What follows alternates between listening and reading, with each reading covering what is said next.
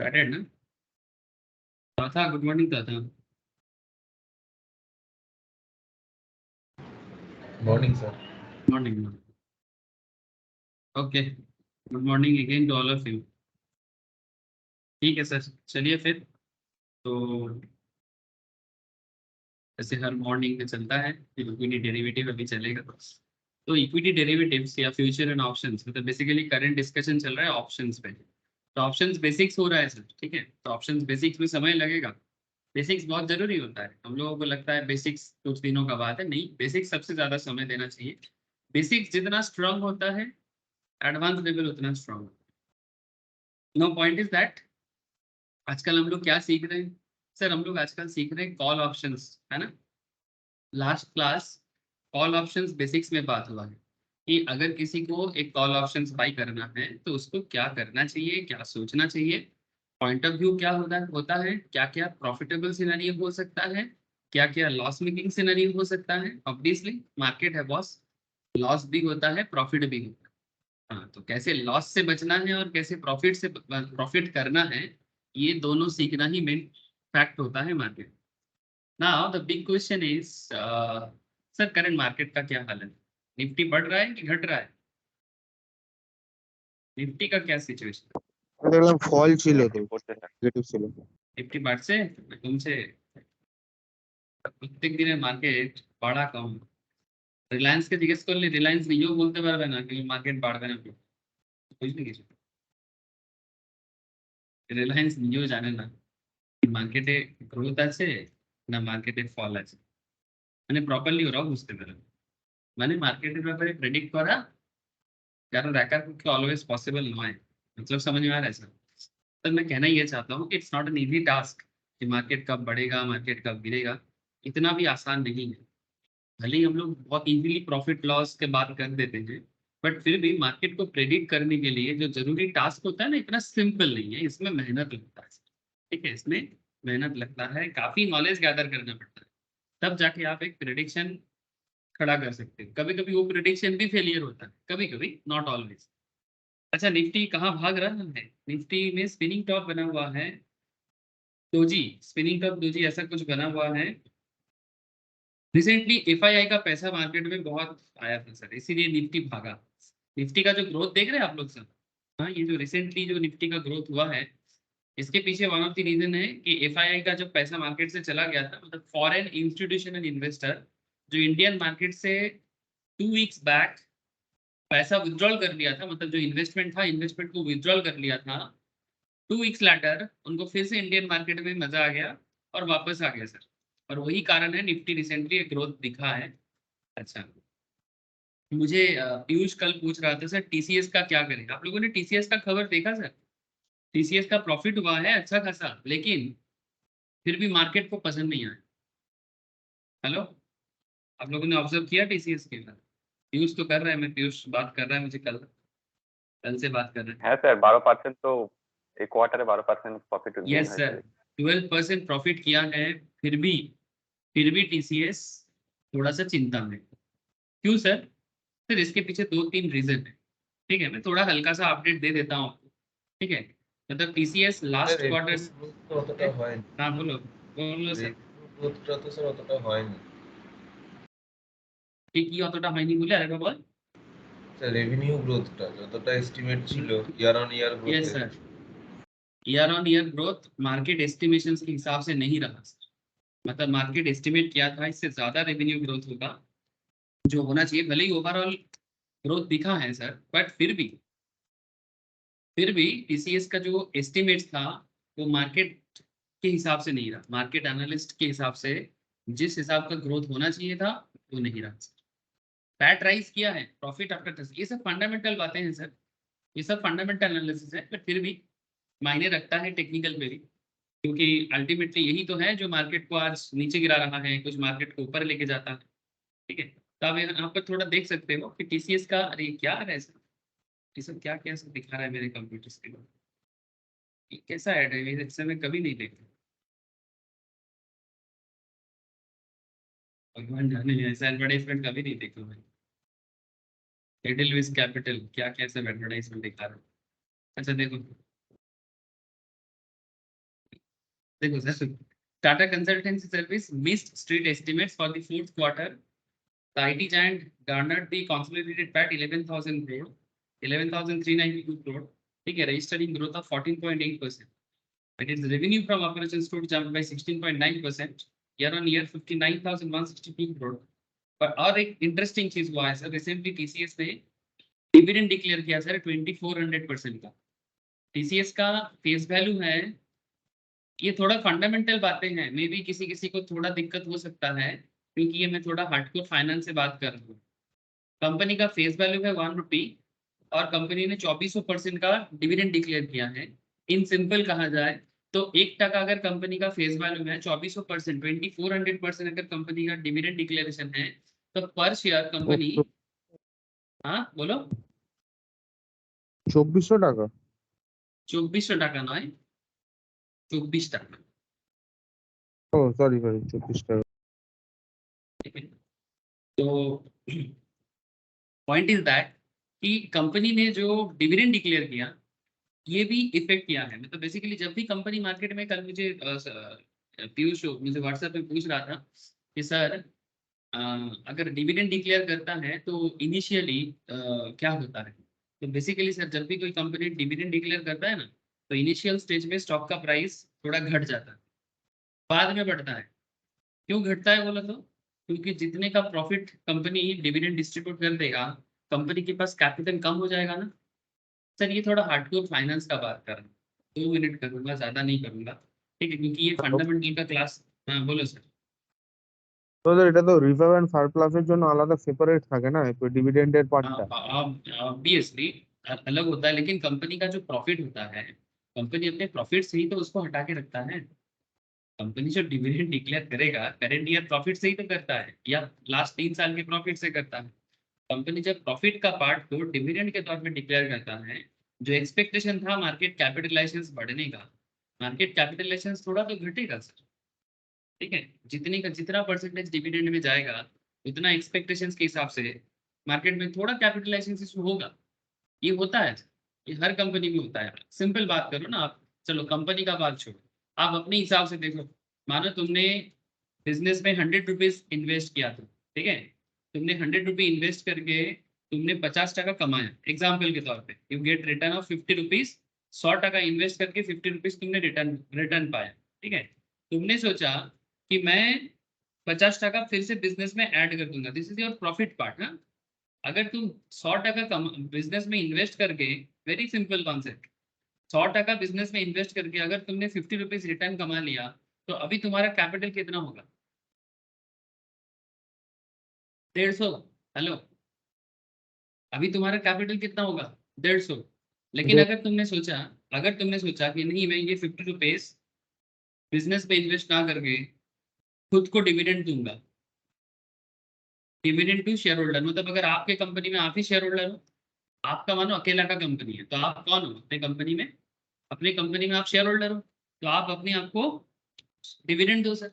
तो अगर आप 50 टका प्रॉफिट में से या तो पूरा डिविडेंड दे दो या तो आधा दे दो, लेकिन जो भी देना है आपको, अल्टीमेटली आपका कैपिटल का जो ग्रोइंग कॉन्सेप्ट था तो थोड़ा तो रुकेगा सर, थोड़ा तो रुकेगा ना सर. ये तो नॉर्मल बात, ये तो हर बिजनेस में होता है. तो डिविडेंड डिक्लेयर करने से अचानक से शेयर में ग्रोथ नहीं आता. डिविडेंड डिक्लेयर करने के बाद शेयर ग्रोथ में थोड़ा समय लगता है. क्यों? क्योंकि करंट लेवल में एक प्रॉफिट ऑलरेडी जनरेट होकर रखा था, ठीक है, और ऑलरेडी कंपनी का जो एक लेवल क्रिएट होता है ना, उसके बाद एक सेल जनरेट होता है. जो लोग ट्रेडिंग कर रहा है वो शॉर्ट टर्म प्रॉफिट बुक करके निकल जाते हैं. तो एक स्टॉक मार्केट में, मतलब पर्टिकुलर स्टॉक में एक डाउनफॉल नजर आता है. तो टीसीएस में भी ऐसा ही हो रहा है रिसेंटली. ऐसा not just in case of TCS, maximum case में आप ऐसा ही देखो. आप कभी भी किसी भी कंपनी का देखना, स्टार्टिंग में इनिशियली, मतलब ये नहीं बोल रहा हूँ कि बहुत ज्यादा नीचे गिरेगा, नहीं, इनिशियली थोड़ा सा स्टॉक को, प्राइस को थोड़ा सा घटाएगा, उसके बाद धीरे धीरे वापस इन्वेस्टमेंट स्टार्ट होता है, मतलब वापस लॉन्ग पोजीशन स्टार्ट होता है. टीसीएस का अनसर्टेनिटीज का और एक रीजन जो मार्केट से पता चला है सर, और एक जो कारण पता चला है, दैट इज नॉर्थ अमेरिका में. नॉर्थ अमेरिका में मतलब मेनली टीसीएस का बहुत बड़ा बिजनेस नॉर्थ अमेरिका में होता है. नॉर्थ अमेरिका मतलब जिसको हम लोग अमेरिका बोलते हैं ना बाबा, यूएसए. दो अमेरिका है ना, एक साउथ अमेरिका, एक नॉर्थ अमेरिका। नॉर्थ अमेरिका मतलब यूनाइटेड स्टेट्स ऑफ अमेरिका, और यूनाइटेड स्टेट्स ऑफ अमेरिका वही सबसे ज्यादा बिजनेस करता है टीसीएस के साथ। मतलब इंडिया का सबसे लार्जेस्ट सॉफ्टवेयर एक्सपोर्टर है ना, सॉफ्टवेयर का जो एक्सपोर्टिंग का काम होता है उसमें सबसे बड़ा टीसीएस है इंडिया के लिए। लेकिन यूएस मार्केट में डाउनफॉल जा रहा है, स्पेशली यूएस का जो बैंकिंग फाइनेंशियल सिस्टम है वो भी डाउनफॉल में है। आप लोगों को मैंने एक केस स्टडीज करवाया था, याद होगा आप लोगों को। किसका? वो कौन सा बैंक था? Silicon valley bank. Silicon valley. Silicon valley. तो ऐसा ही बैंकिंग सेगमेंट में यूएस में प्रॉब्लम चल रहा है, तो उसका इफेक्ट टीसीएस जैसे कंपनी को भी तो पड़ेगा। तो यूएस मार्केट थोड़ा स्लो है, और वही कारण है कि टीसीएस में थोड़ा सा अनसर्टेनिटीज नजर आ रहा है। चांसेस इज वेरी हाई कि टीसीएस वापस और थोड़ा सा नीचे जा सकता है। मैं इसलिए बार बार बोलूंगा कि ऑब्जर्व करो, टीसीएस थोड़ा सा डाउन और जाएगा, बट उसके बाद रिवर्स करेगा, ऑब्वियसली करेगा, क्योंकि ज्यादा नीचे जाने वाला एक तीस कंपनी नाम है है। सर, हाँ एक सर, 30 कौन सा मैक्सिमम आपने सर? 3100, मैक्सिमम 28-2900 तक जा सकता है नीचे। ठीक है, थोड़ा सा देखो, अच्छा, थोड़ा सा ऑब्जर्व करो। ठीक है, ठीक है मैक्सिमम जी। जा सकता है, but chances is very high कि एटलीस्ट ये वाला लेवल में भी आ सकता है कुछ दिनों में। उसके बाद एक रिवर्स गियर मारेगा, ऐसा मुझे लगता है। ठीक है, और उसके बाद एक बाइंग पोजीशन फिर से बन जाएगा, मतलब प्रॉपर बाइंग पोजीशन। तो ऑब्वियसली अगर ऐसा पोजीशन होता है लॉन्ग टर्म, इसका लॉन्ग टर्म में कोई प्रॉब्लम नहीं है, मैं जितना देख पा रहा हूँ लॉन्ग टर्म प्रॉब्लम नहीं है, जो भी है शॉर्ट टर्म है। तो थोड़ा शॉर्ट टर्म ऑब्जर्वेशन बना के रखें, मेरा मानना है। बाकी आप लोग भी अपना एनालिसिस करते रहिए, ठीक है, क्योंकि सर मैं टिप्स देने में बिलीव नहीं रखता, एनालिसिस मैं खुद भी करना चाहता हूँ, और आप लोगों को भी वही करवाना चाहता हूँ कि आप खुद एनालिसिस सीखें। ठीक है, ये टिप्स वगैरह ना थोड़ा कभी कभी काम आता है, नॉट ऑलवेज। ठीक है, सो चलो सर, ठीक है, ये सब तो बात बनता रहेगा। हम लोग हमारे कोर्स में आ जाते हैं। ये जस्ट एक मार्केट अपडेट था, टीसीएस लेके बात हो रहा था।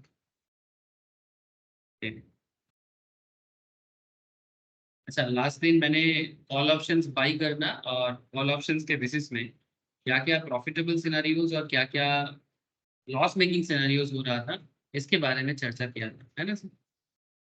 You can see it here, each and every situations. मतलब स्ट्राइक प्राइस चूज करने के बाद, जैसे यहाँ पर एक बहुत अच्छा एग्जांपल चूज किया गया था सर, कि आपने 2050 स्ट्राइक प्राइस चूज किया था बजाज ऑटो पे, और उसके बाद मार्केट ग्रो करता तो क्या हुआ, और मार्केट अगर आपके पॉइंट ऑफ व्यू के ऑपोजिट गया तो आपने क्या किया, मतलब आपका कितना लॉस हुआ। इसका एक बहुत सुंदर सा एग्जांपल, और किस पॉइंट में आके आप ब्रेक इवन अचीव किए। तो ये चीज आपको क्लैरिटी दिया होगा अगर आपने क्लास प्रॉपरली सुना है, या फिर घर में बाद में रिविजन्स भी किया है। मैं इतना जेन्युइनली बोल सकता हूँ, कोई दिक्कत नहीं होने वाला। और एक इंटरेस्टिंग फैक्ट कल हम लोगों ने यहाँ पर सीखा, दैट इज इंट्रिंसिक वैल्यू, है ना। इंट्रिंसिक वैल्यू का क्या फॉर्मूला है for call options? Sir, spot price minus strike price, spot price minus strike price. ठीक है, अब स्पॉट माइनस स्ट्राइक करके ये आपका जो वैल्यू आता है उसको इंट्रिंसिक वैल्यू बोलते हैं। और इंट्रिंसिक वैल्यू कॉल ऑप्शंस के केस में as well as put options के केस में नेगेटिव नहीं माना जाता। तो नेगेटिव जब नहीं होगा तब उसको क्या मान लेंगे? जीरो मान लेंगे। नेगेटिव नहीं होगा तो non negative number, irrespective of call और पुट। ठीक है, ऑप्शन चेन में हम लोग दोनों सीखेंगे धीरे धीरे। ऑप्शन चेन में हम लोगों को दोनों चीज सीखना है सर, कॉल भी सीखना है और पुट भी सीखना है। लेकिन सर पुट में तो मैंने अभी तक बात करना ही स्टार्ट नहीं किया, करेंगे सर। लेकिन फिलहाल कॉल में ही थोड़ा सा, कॉल ऑप्शंस में थोड़ा ग्रिप को डेवलप किया जाए। ठीक है, तो कल मैंने आप लोगों को कॉल ऑप्शंस बाय सिखाया ना, आज आपको मैं कॉल ऑप्शन सेल के बारे में थोड़ा बात। ओके, बात समझ में आ रहा है ना सर? चलो सर, चलो कॉल ऑप्शन सेल। तो सर सेलर कब बनना है? जब आपको लगेगा कि मार्केट डाउन जा सकता है। सेलिंग और राइटिंग ए कॉल ऑप्शंस, ये मैंने बेसिक्स में समझाया था, मतलब ऑप्शंस बेसिक्स में ही। ठीक, सेल करना और राइटिंग एक ही कॉन्सेप्ट है, दो नाम यूज किया जाता है। यूएस मार्केट में भी यही नाम यूज किया गया है, इंडियन मार्केट भी सेम चीज फॉलो किया है रिसेंट, मतलब इस सब चीजों में। तो कॉल ऑप्शंस सेलर, तो सर कॉल ऑप्शंस को सेल कौन करेगा? सबसे बड़ा चीज, कॉल ऑप्शंस को सेल कौन करेगा? Two side of the same coin. ध्यान से सुनना, यहाँ पर एक मूवी का बात दिया गया है, आप थोड़ा सुनिएगा सर। सर ये एक मूवी था दीवार बोल के, आई थिंक अमिताभ बच्चन का मूवी था। हाँ सर, अमिताभ बच्चन एंड शशि कपूर। देखा आप लोगों ने दीवार? हाँ? नाम अमिताभ सुना जी बच्चन, सर। नाम सुना है। और ये जो माँ बने थे वो कौन थे? निरूपा रॉय ऐसा कोई थे शायद, मोस्ट प्रोबेबली। ठीक है, मुझे एग्जैक्टली याद नहीं आ रहा है। ठीक है, तो ये आई थिंक आपको समझ में आ रहा होगा। ये पुलिस ऑफिसर कौन थे? शशि कपूर। और ये था अमिताभ बच्चन साहब, है ना? एकदम दिख के लग रहा है। और उस टाइम का बिल बॉक्स बैंड भी दिखाया गया है इमेज में। चलो अच्छा है। लेकिन यहाँ पर एक इंटरेस्टिंग फैक्ट है कि ये तो बहुत ही फेमस एक मूवी था, बहुत फेमस, आज भी बहुत लोग दीवार का नाम आता है। तो सर इसका क्या कनेक्शन है कॉल ऑप्शन सेलर में? तो इनक्रेडिबली फेमस, मेरे पास माँ है, तेरे पास क्या है? ना गाड़ी है, बंगला है, ठीक है, मेरे पास माँ है। तो मेरे पास माँ है। The movie is about two brothers from the same mother, है ना? While one brother rises in life, grows up to become a cop, police हुआ है. The other brother turns out to be a notorious criminal, Amitabh Bachchan most probably, whose views about life is diametrically opposite to his cop brother. बात को समझे।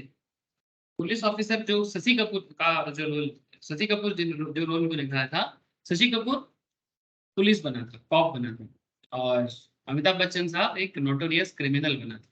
ठीक है, तो दोनों का लाइफ का जो पॉइंट ऑफ व्यू है अलग है ना सर, पूरा ऑपोजिट व्यू है। एक को लगता है गुंडागर्दी करना या फिर इस तरह का काम करना बेस्ट होगा, एक को लगा कि अरे ऐसे 90s का मैक्सिमम मूवी ऐसा ही होता था।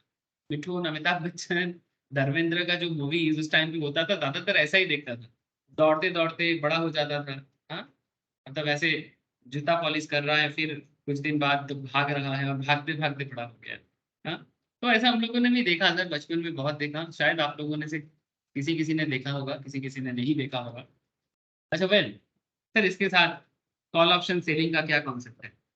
The reason why I'm talking about legendary movie now is that the option writer and the option buyer are somewhat comparable to these brothers. तो ऑप्शन बायर और ऑप्शन सेलर इसी तरह से compare होना चाहिए।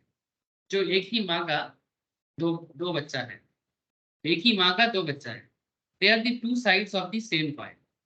Of course, unlike the Divar brothers, there is no view on morality when it comes to option trading. Rather, the view is more on markets and on one expects out of the markets. मतलब market के बारे में दोनों का view क्या है? Same stock, मतलब mother same है, मदर भी सेम है, बच्चा भी माँ का ही है। ठीक है, बच्चा भी माँ का ही है। मतलब अगर आप ऑप्शन बायर हो तो भी वो भी माँ का बच्चा, मतलब माँ का बच्चा मतलब underline sir, mother equals to underline. Say for example अगर आप टीसीएस में ट्रेड ले रहे हो या फिर अगर आप रिलायंस पे ट्रेड ले रहे हो, तो माँ कौन है सर? रिलायंस माँ है, टीसीएस कम, मतलब इस केस में माँ है। माँ का कॉन्सेप्ट यहाँ पर बात समझ में ना, अंडरलाइंग एसेट्स। ठीक है, अंडरलाइंग एसेट्स को यहाँ पर माँ के साथ कंपेयर किया जा रहा है। और बच्चा जो है, एक ऑप्शन बाई का कॉन्सेप्ट है और एक ऑप्शन सेल का कॉन्सेप्ट। समझाता हूँ सर, समझाता हूँ, बहुत सिंपल कॉन्सेप्ट है। एकदम कॉम्प्लेक्स मत बनाना इसको, मन ही मन में सोच के ज्यादा कॉम्प्लेक्स नहीं करना है। ट्राई टू अंडरस्टैंड कि बोलना क्या चाह रहे हैं। बेसिकली बेसिकली इसका मेन पर्पस यही है कि ऑप्शन बायर बनने का पर्पस आपने देखा, ऑप्शन सेलर बनने का क्या पर्पस हो। तो however there is one thing that you should remember here, whatever happens to the option seller in terms of TL, the exact opposite happens to the options buyer and vice versa. एक option seller को जो जो भी होता है options buyer को ठीक उसका ऑपोजिट होता है। मतलब जस्ट लाइक ए पुलिस और गुंडा का बात। ठीक है, as per the movie. Say for example option writer अगर 70 रुपीज प्रॉफिट करता है, तो ऑटोमेटिकली ऑप्शन राइटर मतलब सेलर, अगर ऑप्शन सेलर 70 टका प्रॉफिट करेगा, इसका मतलब यही है automatically means the options buyer is losing 70। मतलब अगर सेलर प्रॉफिट करेगा तो बायर के लॉस नहीं, सेलर का प्रॉफिट है। चलो सर, थोड़ा सा इसको समझने का कोशिश करते हैं। एक बात करें आपसे, अगर आप इस ये सब छोटा छोटा बात जो है ना, सब वेरी स्मॉल स्मॉल बातें सर, यही स्मॉल बातें अल्टीमेटली आपको ऑप्शन स्ट्रेटेजी सिखाएगी। जैसे रिसेंटली आपको आप लोगों को मैं ग्रुप में शेयर करूंगा, ये जो टीसीएस को लेके पीयूष के साथ मेरा कल बात हो रहा था। तो पीयूष मुझे पूछ रहा था सर क्या करें, तो ऑब्वियसली देखो इंट्राडे के लिए मैंने थोड़ा बोला कि अगर आप लॉन्ग सोच रहे हो तो मत सोचो। लेकिन जब स्टॉक का सिचुएशन कुछ ऐसा टर्मोइल या अनसर्टेन होता है ना, अनसर्टेन सिचुएशंस में भी आप इसमें ट्रेड ले सकते हो, लेकिन दो तरह का ट्रेड लिया जाता है। मतलब एक बार आप ऑप्शंस बायर भी बन सकते हो, एक बार आप मतलब कॉल कॉल ऑप्शंस भी बाय कर सकते हो, पुट ऑप्शंस भी बाय कर सकते हो, एक साथ हेजिंग कर सकते हो। मैं समझाऊंगा सर धीरे धीरे कि जब मार्केट में थोड़ा टर्मोइल है, थोड़ा अनसर्टेनिटीज है, पता नहीं लग रहा है कि स्टॉक कैसा बिहेव करेगा, बट आपको लॉन्ग टर्म में लग रहा है कि स्टॉक में ग्रोथ है, ठीक है, मे बी 1 मंथ में आपको लग रहा है कि नहीं स्टॉक हल्का ग्रो करेगा, तो ऐसी सिचुएशंस में आप किस तरह का स्ट्रेटेजी अपना सकते हो, ये सारा चीज डिपेंड करता है। ये जो स्मॉल स्मॉल बात मैं आपसे शेयर कर रहा हूँ ना सर क्लास में, ये हर चीज मायने रखता है। तो ऐसा नहीं कि सर ये सब क्या है, मतलब कहीं किसी किसी के मन में ना थोड़ा चलता है सर ऑप्शन बायर का प्रॉफिट है तो ऑप्शन सेलर का लॉस है, या फिर वाइस वर्सा, ये तो होना ही था, इसमें ऐसा क्या बड़ी बात है। सर यही चीज तो मैं बोल रहा हूँ ना, छोटी छोटी बातें बड़ी हो जाती है ना, तो बात पे ध्यान देना पड़ता है, ठीक है। अब ये चीज ना इग्नोर मत करिए। तो एक क्विक जनरलाइजेशन, अगर ऑप्शंस बायर के पास लिमिटेड रिस्क है, कितना लिमिटेड रिस्क होता है कल की क्लास में बताया था, कौन मुझे बता सकता है कि एक ऑप्शंस बायर का लिमिटेड रिस्क প্রিমিয়াম क्यों कहा गया। हाँ बोलो सर। প্রিমিয়াম যেটা দিয়েছে, প্রিমিয়াম যেটা পেড করেছে। Thank you sir. Maximum loss उतना होगा जितना वो प्रीमियम पे करेगा, ना एक पैसा ज्यादा लॉस करेगा ना एक पैसा कम लॉस करेगा, जितना प्रीमियम पे करेगा उतना लॉस खाएगा, मैक्सिमम उतना। तो मतलब अपना लॉस को लिमिट बना सकता है कि भाई मेरा लॉस लिमिटेड है। लिमिटेड रिस्क का ही मतलब है ना। अनलिमिटेड रिस्क का क्या मतलब, अनलिमिटेड रिस्क का मतलब है कि रिस्क बहुत ज्यादा भी हो सकता है, लेकिन एक ऑप्शंस बायर का एक सुविधा ये होता है, जैसे कि हमारा अगर अजय धेनु का एग्जाम्पल याद करें, जो हमारे केस मतलब हम लोग इसको एग्जाम्पल में चर्चा करके बहुत अच्छा होता है सर। अजय धेनु के एग्जाम्पल को याद करिए। अजय कौन बना था sir, please tell me. Ajay कौन बना था, option call buyer, call buyer, call buyer, buyer, option buyer था वो। और वेनु क्या बना था बोलो, call writer, seller. Call writer, seller. Call writer मतलब ही सेलर है, ठीक है। लोक इट सर। अच्छा कौन किसको पैसा दिया था, प्रीमियम किसने पे किया था किसको, अजय, অজয় वेनु। 1 লাখ টাকা দিয়েছিল ভেনুকে। यस सर, अजय 1 लाख दिया था वेनु। ये क्या था, ये प्रीमियम था, है ना। ऐसा मार्केट में लाख लाख का बात नहीं आता है सर नॉर्मली प्रीमियम का केस, ठीक है, लेकिन फिर भी आपको यहाँ पर देखो कितना सारा प्रीमियम का खेल चलता है ऑप्शन चेन में। अगर आप निफ्टी में ट्रेड लेते हो, जस्ट लुक एट सर, यहाँ पर आपको अलग अलग प्रीमियम का वैल्यू नजर आएगा। 1000 टका प्रीमियम भी होता है, 1800 टका प्रीमियम है, और थोड़ा नीचे आ जाओ मतलब नियरेस्ट एरिया में आप देख सकते हो सर, कभी 70 पैसा का प्रीमियम है, कभी 80 पैसा का प्रीमियम है, कभी 19 टका 20 पैसा का प्रीमियम है, कभी 41 टका का प्रीमियम है, कभी 166 का प्रीमियम है, कभी 213 टका का प्रीमियम है। सर कब प्रीमियम बढ़ता है कब प्रीमियम घटता है, इस पे बात करेंगे ना सर। हाँ सर करेंगे कि प्रीमियम क्यों बढ़ता है क्यों गिरता है, इसके पीछे एकदम इकोनॉमिक्स का लॉजिक है सर, प्योर इकोनॉमिक्स है, मैं समझाऊंगा, डोंट वरी। प्योर इकोनॉमिक्स कैसे काम करता है मैं डिस्कस करूंगा, लेकिन जो बात अभी चल रहा है आप उस पर फोकस करो। मैं यहाँ पर शॉर्ट में भी बोल सकता हूँ, but for the easy understanding में अजय भेनु का एग्जाम्पल बार बार ले रहे हैं, just for the easy understanding कि अजय हमारा कॉल ऑप्शन बायर बना था, उसने 1 लाख रिस्क लेने के लिए रेडी था, लिमिटेड कर दिया कि अगर रास्ता बना, अगर रोड बन जाता तो अजय को प्रॉफिट है, बट अगर रोड नहीं बना तो उसका मैक्सिमम लॉस कितना था, जो पैसा उसने वेनु के पास नॉन रिफंडेबल जमा किया था, ये नॉन रिफंडेबल, ये रिफंड नहीं हो, ठीक है। नॉन रिफंडेबल जो मनी वेनु के पास अजय ने जमा किया था कॉल ऑप्शंस कॉन्ट्रैक्ट को बाय करने के लिए, that is the limited risk. तो if the option buyer has limited risk, कितना है, that is to the extent of premium paid. कल भी हम लोगों ने बहुत सारा देखा, कल 6 टका 35 पैसे का बजाज ऑटो का प्रीमियम, हाँ सर, बजाज ऑटो का 6 टका 35 पैसे का प्रीमियम, या फिर रिलायंस में 60 टका का प्रीमियम, हम लोग कल भी देखा था क्लास, आज भी ऐसा ही बात है। तो लिमिटेड रिस्क एक कॉल ऑप्शन बायर के लिए होता है। सेलर का क्या होगा सर, अगर बायर का रिस्क लिमिटेड है देन सेलर का प्रॉफिट क्या होगा, लिमिटेड। ठीक जैसे मैं अजय वेनु का बात कर रहा हूँ, please focus on this. Venu Ajay अगर लिमिटेड रिस्क में अपना ट्रेड लेता है, लिमिटेड रिस्क मतलब लॉस को लिमिट कर रहा है, वेनु का प्रॉफिट भी ना लिमिटेड। कितना प्रॉफिट करता वेन्यू, बोलो। वेन्यू का प्रॉफिट मैक्सिमम कितना हो जाता? 1 लाख 1 लाख 1 लाख। जो प्रीमियम अजय ने वेन्यू को दिया था वही उसका प्रॉफिट होता है। बस यही यही एक ऑप्शन सेलर का मेन पर्पस है। जो अजय ने वेन्यू से मतलब अजय जो वेन्यू को पेमेंट किया था दैट इज 1 लाख अमाउंट, वही 1 लाख जो प्रीमियम अजय के थ्रू से वेन्यू के पास गया है, तो क्या हो गया ना, वेन्यू का इससे ज्यादा प्रॉफिट नहीं हो सकता। इससे ज्यादा प्रॉफिट वेन्यू का नॉर्मली नहीं हो सकता। और भी सिचुएशंस आता है, मैं आपको बताता हूँ, पर नॉर्मली लिमिटेड रिस्क बायर का होता है, तो ऑप्शन सेलर का प्रॉफिट भी लिमिटेड होता है। सर और एग्जांपल दो, स्टॉक मार्केट रिलेटेड बात करूं सर, बताता हूं, ध्यान से सुनिए। तो प्रीमियम तो लिमिटेड प्रॉफिट का कॉन्सेप्ट क्या हो गया, extent of premium he receive, मतलब एक ऑप्शन सेलर जितना प्रीमियम रिसीव करेगा उसका मैक्सिमम उतना ही प्रॉफिट हो सकता है। अगर ऑप्शंस बायर का अनलिमिटेड प्रॉफिट होता है, point to be noted, if the options buyer has unlimited profit potential, then option seller potentially has unlimited risk. Sir how, बताते हैं। Break even point is the point at which the option buyer starts to make money. एक options buyer का पैसा कहां से मिलता है sir, जहां से ब्रेक इवन पॉइंट स्टार्ट होता है। This is exactly same point at which options writer starts to lose money. Point to be noted sir. Sir इसके लिए एक ग्राफिकल प्रेजेंटेशन आपको बढ़िया हेल्प कर सकता है। जस्ट अ सेकंड में आपको एक ग्राफिकल प्रेजेंटेशन दिखाता हूं। ये देखो, चलिए ये शॉर्ट सेलर का केस हो गया, ये शॉर्ट सेलिंग का केस हो गया, पर फिर भी मैं आपको अगर कल का सवाल ही बात करता हूँ सर। कल जो यस्टरडे वाला क्लास जो था उस पर भी मैंने जो ग्राफ लिया था सर, देखो सर एक कॉल ऑप्शंस बायर का केस देखो। कल का एग्जांपल, यस्टरडे वाला एग्जांपल, 2050 में हमने स्ट्राइक चूज किया था। टारगेट ये था, बजाज ऑटो का कॉन्सेप्ट था, स्ट्राइक था 2050।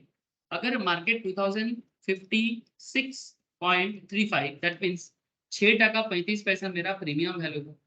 तो वेरी सिंपल मैथ्स, ये बायर ने पे किया था कॉन्ट्रैक्ट में आने के लिए, एग्रीमेंट करने के लिए। जितना लॉट साइज होगा, अगर 200 का लॉट साइज है तो 200 इंटू इतना पे किया था, अगर 400 का लॉट साइज है तो 400 इंटू इतना पे किया था। ठीक है, जितना लॉट साइज है, ये 6.35 में जाओगे, जितना लॉट साइज होगा उतना आप इंटू करोगे, है ना sir. Very simple concept. Now point to be noted here, point to be noted here, एक कॉल ऑप्शंस बायर का प्रॉफिट कहां से चालू होता है, ठीक जहां से मार्केट 2050 से थोड़ा सा ग्रो करके 2056 तक जाता है।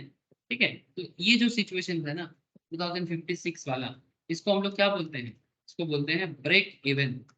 ब्रेक इवन माने बीईपी बोलते हैं शॉर्ट में, फाइनेंशियल लैंग्वेज में इसको बीईपी बोलते हैं, break even point. Break even point माने no profit no loss. No loss. ठीक है, ना तो इसमें प्रॉफिट होगा ना तो इसमें लॉस होगा। जैसे ही मार्केट 2056 से आगे जाके 2050 मेरा स्ट्राइक था, मैं एक कॉल ऑप्शंस बायर था। जैसे ही मार्केट और आगे बढ़ता जाएगा, मतलब टुवर्ड्स 2063, 69, 75, 82, 88, 94, जितना मार्केट इधर बढ़ता जाएगा इतना प्रॉफिट अमाउंट बढ़ता जाएगा। ये किसके लिए है, ये कॉल ऑप्शंस बायर के लिए है। This is the profit zone sir. ऊपर वाला सिचुएशन देख रहे हो ना, ये सब प्रॉफिट का जोन है। लेकिन यहाँ पर एक किंतु परंतु है, तो अनलिमिटेड प्रॉफिट कमा सकता है एक call options buyer. Call option seller का लॉस क्या होगा सर, कॉल ऑप्शन सेलर का लॉस यही है कि अगर मार्केट नीचे ही रह जाता है या फ्लैट रह जाता है ना, सॉरी मैं उल्टा बोल दिया, कॉल ऑप्शंस बायर का लॉस वही होगा अगर मार्केट नीचे रह जाएगा या फ्लैट रह जाएगा। ठीक है, अब सेलर का क्या खेल, सेलर ठीक इसके ऑपोजिट पॉइंट में चलता है, सेलर ठीक इसका ऑपोजिट पॉइंट में चलता है। अगर आपको मैं इसको क्यों फिर से रिपीट किया, क्योंकि अगर आप बायर का कॉन्सेप्ट समझ जाते हो तो ऑटोमेटिकली आप सेलर वाला पॉइंट भी समझ जाओगे कि सेलर क्यों बनता है और सेलर को बनने के पीछे क्या कहानी होती है। ठीक है, तो point to be noted sir, the break even point is the point at which the options buyer starts to make money. मैं आपको अभी देखा है ना, this is the exact same point at which the options writer starts to lose money. मतलब options buyer जितना profit करता जाएगा, ऑप्शन सेलर एग्जैक्टली उसी पॉइंट से लॉस करना चालू करेगा, क्योंकि इस पॉइंट पे ऑप्शंस बायर का जीत होता है, सेलर का लॉस होता है। क्योंकि बायर जीत रहा है मतलब क्या, ऑब्वियसली सेलर हार रहा है। ठीक है, किसी कोई तो जीतेगा कोई तो हारेगा, ये तो होता रहता है मार्केट में, पॉइंट ऑफ व्यू का खेल है। If option buyer is making rupees X profit, then it implies that option seller is making a loss of rupees X. ठीक जैसे अजय वेन्यू के केस में आपने देखा, options buyer is losing X, X मतलब एक्स का वैल्यू कुछ भी ले लो सर, 1 लाख ले लो या 10% ले लो, whatever, then it implies this option seller is making rupees X profit. Just opposite, अगर ऑप्शंस बायर को लॉस है तो ऑप्शन सेलर को प्रॉफिट है. Lastly, if the options buyer is of the opinion that, अगर options buyer का opinion है कि market price will increase, point to be noted sir, किसी भी स्टॉक में अगर आपको लगता है कि मार्केट का शेयर प्राइस बढ़ेगा, स्टॉक में या इंडेक्स में ग्रोथ है, above the strike price to be particular, जैसे कल का एग्जांपल मैं फिर से एक बार यूज कर रहा हूँ, 2050 हमारा स्ट्राइक था बजाज ऑटो में. अगर हमें लगता है कि 2050 से बजाज ऑटो और आगे बढ़ेगा और ग्रो करेगा, then the option seller would be of the opinion that the market will stay at or below the strike price. बात को समझे, एक बायर और एक सेलर जब मीट करता है, एक बायर और एक सेलर जब कॉन्ट्रैक्ट में आता है सर, तो ऑब्वियसली बायर अपना पॉइंट ऑफ व्यू लेके आते हैं, सेलर अपना पॉइंट ऑफ व्यू लेके आते हैं. बायर अपना पॉइंट ऑफ व्यू लेके आता है, own point of view buyer का, सेलर का भी अपना own point of view. Buyer का पॉइंट ऑफ व्यू क्या होता है कि अगर मैं 2050 स्ट्राइक चूज कर रहा था, बायर सोच रहा है कि स्टॉक प्राइस ग्रो करेगा, मतलब मार्केट बुलिश है. लेकिन एक सेलर का पॉइंट ऑफ व्यू क्या होगा कि या तो मार्केट फ्लैट रहेगा या फिर मार्केट का दाम, मार्केट में शेयर का दाम गिरेगा. तभी एक ऑप्शन सेलर सेलिंग चूज करते हैं एंड वाइस वर्सा. ठीक जैसे अगर मैं शॉर्ट टर्म में बात करूं, जैसे मुझे लगा था कि टीसीएस मार्केट में आज थोड़ा सा स्टार्टिंग में डाउन जाएगा, ठीक है, तो करेंटली डे चार्ट तो मुझे यही शो कर रहा है कि टीसीएस नीचे जा रहा है. मिनट का 15 मिनट का चार्ट में अगर देखा जाए तो मार्केट को पहले गिराया, देखो सर, ये देखो, ये आज का है टीसीएस, ठीक है, 9:15 से 10 बजे तक स्टार्टिंग में टीसीएस ने धीरे धीरे गिरा है, और उसके बाद यहाँ पर एक इंगल्फिंग क्रिएट हुआ है. ये 15 मिनट्स का चार्ट बता रहा है आपको, इंगल्फिंग क्रिएट हुआ है सर, क्या रे? हाँ सर, हाँ हाँ, हाँ सर, इंगल्फिंग क्रिएट हुआ है, मतलब हो रहा है इंगल्फिंग क्रिएट. इसका मतलब है कि रिसेंटली, मतलब ये शॉर्ट टर्म ट्रेडिंग में, शॉर्ट टर्म मतलब क्या है, जो लोग इंट्राडे कर रहा है, स्काल्पिंग कर रहा है, बेसिकली स्काल्पर क्या करते हैं सर, 15-15 मिनट के चार्ट में ट्रेड लेते हैं. ऑब्वियसली थोड़ा ज्यादा पैसा चाहिए होता है, बट फिर भी ट्रेड के लिए सही है ना. तो मार्केट ओपन होके थोड़ा नीचे गिरा था, ठीक है, मेरा भी ऐसा ही कॉन्सेप्ट था, इसलिए मुझे पीयूष मुझे पूछा था, मैं बोला थोड़ा कॉशियसली ट्रेड करना, ऐसा नहीं कि स्टार्टिंग में ही बढ़ जाएगा. बट अगर तुम 15 मिनट्स का चार्ट देखते हो तो अभी करंटली हल्का सा मुझे यहाँ पर इंगल्फिंग दिख रहा है. वो भी समय के साथ साथ पता लगेगा कि 15 मिनट जब खत्म होगा तो एक्चुअली क्या पॉइंट बनाता है. तो ये इंगल्फिंग अगर बनता है तो चांसेस इज हाई कि नेक्स्ट सेशंस में, मतलब नेक्स्ट 15 मिनट्स में ये थोड़ा सा मूव करेगा. ये 15 मिनट्स का कॉन्सेप्ट है. सेम कॉन्सेप्ट देखो सर, 15 मिनट के लिए जो सही है ना, 1 आवर के लिए वो सही ना भी हो सकता है. देखो सर, ये 1 आवर का चार्ट देखो, अलग बात कर रहा हूँ, ठीक है. ट्रेडर एक ही एसेट का अलग अलग कॉन्सेप्ट, 2 घंटे का चार्ट देखो अलग बात कर रहा है, डे चार्ट देखो अलग बात कर रहा है, ठीक है, डे चार्ट देखो अलग बात कर रहा है. तो एग्जैक्टली हर चार्ट का अलग अलग एरिया है सर, हर चार्ट का अलग अलग एरिया है. चार्ट पैटर्न हम लोग कहाँ सीखते हैं सर, टेक्निकल पे सीखते हैं कि किसको कौन सा चार्ट देखना चाहिए. ये टेक्निकल का 2nd या 3rd लेक्चर्स में डिस्कस किया गया है, ठीक है. जिन लोगों का टेक्निकल अभी भी हुआ नहीं है या रिवाइज नहीं कर पाए, प्लीज एक बार बैकअप से रिवाइज कर लीजिएगा, ठीक है, कि किसके लिए कौन सा चार्ट है आपके लिए मायने रखता है. तो मैं क्यों ये सब बात कर रहा हूँ कि आप ऑप्शन सेलर बनेंगे कि ऑप्शन बायर बनेंगे, ये डिपेंड करते हैं आपके पॉइंट ऑफ व्यू में.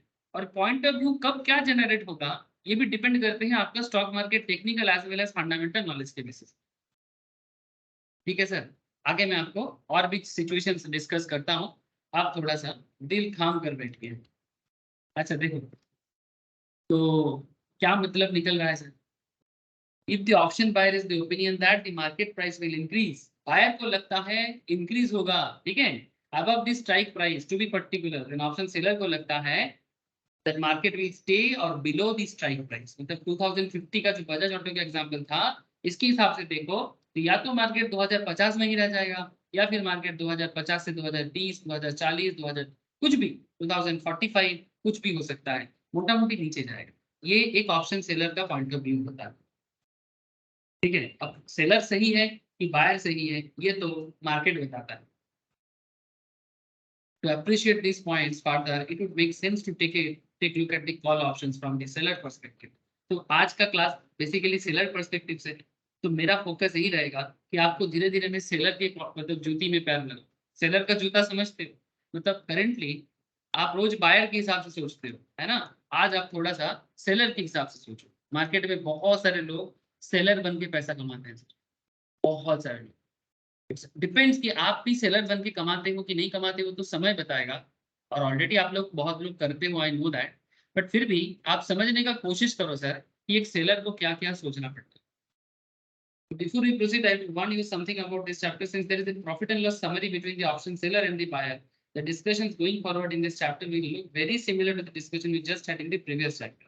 Yes, there is a possibility that you could just skim through the chapter. Please don't do that. I would suggest you to stay alert to notice the subtle difference in huge impact it has की profit and loss. मतलब ये ना आपको थोड़ा सा same लगेगा, but फिर भी इसके अंदर ना थोड़ा सा डिफरेंस भी है। मतलब ऑप्शंस बायर का जो कॉन्सेप्ट है और ऑप्शंस सेलर का जो कॉन्सेप्ट है थोड़ा सा सेम लगेगा आपको, बट एग्जैक्टली नॉट सेम है। ठीक है, तो कॉल ऑप्शंस का थॉट प्रोसेस देखो आप। अगेन यहाँ पर भी अजय बन रियल एस्टेट एग्जाम्पल फिर से आ गया।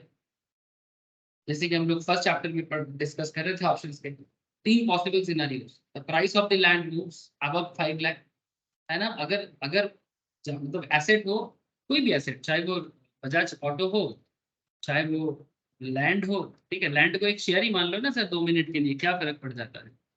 ठीक है, the price of the land moves up 5 lakh, moves above 5 lakh. अगर जमीन का दाम बढ़ जाता है, क्यों बढ़ेगा, क्योंकि रास्ता बन रहा। अगर हाईवे बनेगा तो जमीन का दाम बढ़ेगा, तो गुड फॉर अजय, अजय के लिए अच्छा है। But the price stage flat, अगर रास्ता नहीं बनता है तो या तो प्राइस जमीन का वही रहेगा, 5 लाख का दाम 5 लाख ही रह जाएगा। तो it's good for venue, that is option seller, and price moves lower than 5 lakh. मतलब जब भी पता चला मार्केट को भी रोड नहीं बनने वाला है, एक याद करो हमारा एग्जाम्पल कोलकाता बेनारस हाईवे, ठीक है, एक्सप्रेसवे। अगर पता चला कि कोलकाता बेनारस एक्सप्रेसवे नहीं बनेगा तो अगेन सेलर का फायदा है, क्योंकि जो जमीन का दाम है वो और गिरेगा। लेकिन ऑप्शन सेलर ऑलरेडी प्रीमियम लेके रखा था। If you notice the option buyer has a statistical disadvantage. Yes we know that, इससे पहले भी ये बात मैंने किया था कि एक ऑप्शन बायर को स्टैटिस्टिकल डिसएडवांटेज होता है। इनको 33% चांसेस होता है, मतलब प्रोबेबिलिटी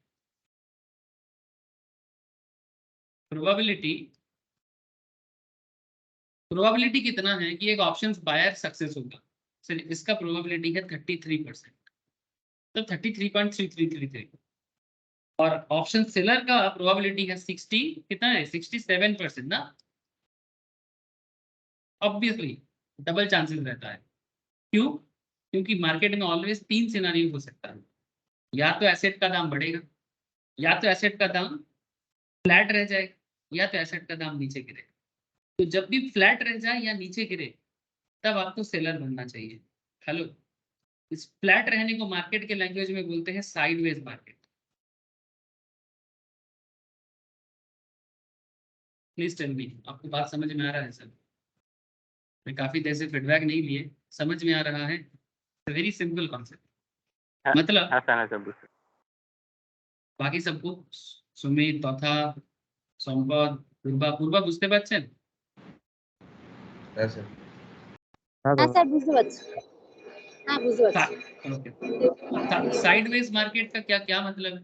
साइडवेज मार्केट का मतलब ये है, साइडवेज मार्केट का मतलब ये है कि जब मार्केट एक ही जगह में काफी देर तक रहता है, एक ही जगह, मतलब ना तो बहुत ज्यादा अप होगा ना तो डाउन जाएगा, एक ही जगह में। जैसे कि देखो ये देखो, अगर मैं निफ्टी में बात करूं तो निफ्टी इस पॉइंट में, आप लोग क्लास में थे सर जब मैं ये डिस्कस फ्यूचर के क्लास में कर रहा था, है ना, आपके साथ साथ ही ऐसा हुआ है सर। ये पूरा मार्च और अप्रैल के बीच में हुआ है। मार्केट क्या रहा सर? साइडवेज। आप देख सकते हो आपके सामने है, ठीक है। तो साइडवेज मार्केट में क्या होता है, एक काफी लंबा सेशन के लिए मार्केट एक सर्टेन पॉइंट के अंदर ही घुमा फिरा करेगा।